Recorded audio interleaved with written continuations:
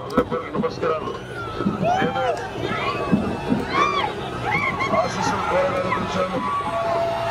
ఆశీస్సులు కోరడానికి వచ్చాను.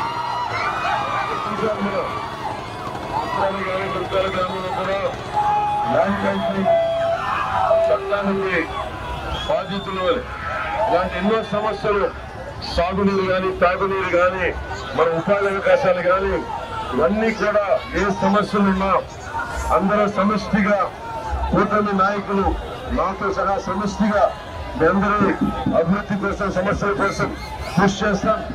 అలాగే మన SEZ ఉంది. SEZ లో ఎక్కడికి వెళ్ళిపోకుండా మన ఆడబిడ్డలకు కానీ, మన యువతకు కానీ ఇక్కడ ఉపాధి అవకాశాలు ఉండేలాగా కంపెనీగా కృషి చేస్తాం. మన సాగునీటి సమస్యలు కానీ, మన ఎర్రగడ్డ మనకి ఎర్రకాలువ శుద్ధగడ్డ ఈ ప్రాజెక్టులు కూడా సంపూర్ణంగా మన రైతాంగానికి ఉపయోగపడేలాగా పురుగులు తీర్చేలాగా చేస్తాం.